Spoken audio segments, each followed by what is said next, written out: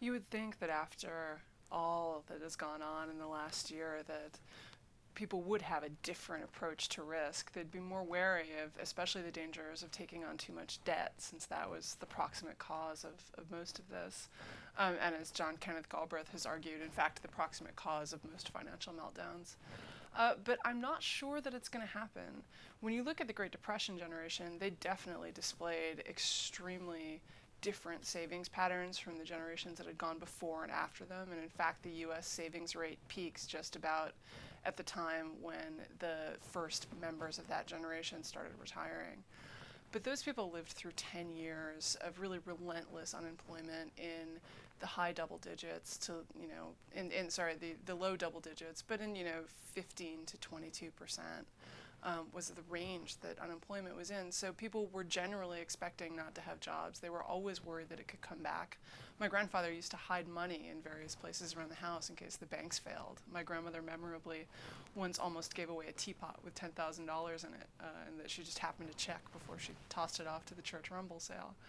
So those people did display differences, but it was a long, long time that they learn over which they learned their new savings habits. When you look at other generations who go through recessions, there's always this talk of how finally people have learned the lesson. And certainly when I got out of grad school, my classmates who went through often a year or more of unemployment all said that it had changed their spending habits. But 10 years later, there wasn't a lot of evidence of that in the data. In fact, we bounced back pretty quickly. So whether or not people will adopt a permanently new attitude towards risk is going to have a lot to do with how deep and how long the fallout lasts. Letting people fail is sort of the core of capitalism. If you don't have failure, you don't have a dynamic system that can create new things, that can innovate, because it's constantly doing everything that it used to do. When you look today, a lot of people are wondering, have things gotten too big to fail? Are we basically dampening down the capitalist system by allowing banks to stay in business even though they proved that what they were doing wasn't such a good idea? I think it's not clear to me yet what the fallout that is going to be, for a couple of reasons. First of all, below the very top tier of banks, banks and other financial institutions and companies are failing very rapidly. It's a few arguably tightly politically connected companies in the auto industry and the insurance industry and in the banking industry who've been saved by the government. So companies below that level are still going to face a lot of pressure to innovate, not to take so much risk that they're likely to blow themselves up. And those companies eventually, what we see with the Microsofts, the Googles, the Apples of the world, they eventually move upwards and start pressuring the giants if the giants become sort of too sclerotic. That said, that gigantic implicit government guarantee does have a couple of problems associated with it. And the first problem is simply that it may protect those giants from the competition of the people below them. Their cost of capital may be lower. They may, in fact, just become regulatorily protected incumbents, which some people have argued has been happening to the US financial system basically since the reforms of the 1930s.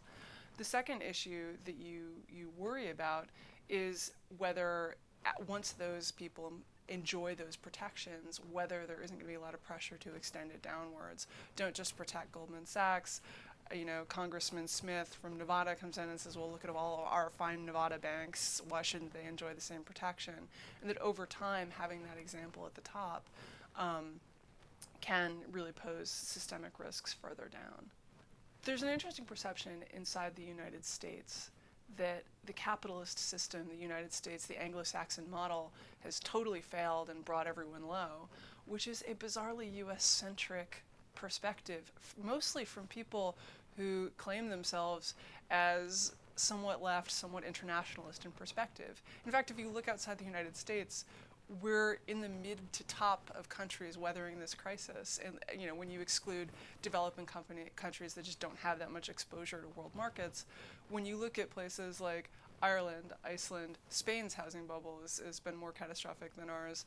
Emerging markets are having huge trouble. Look at Venezuela, look at even in Europe, England is having a deeper recession than we are.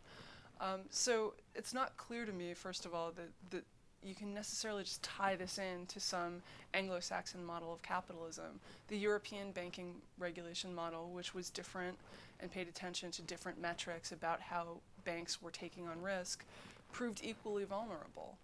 the state investment systems of various towns in Norway and so forth proved equally vulnerable to taking irresponsible risk with money that they'd been entrusted with. So, in fact, I think that the United States' own perception of itself as exceptional has been damaged by this, because we aren't exceptional. We've certainly crashed and fallen with everyone else, and arguably it started here.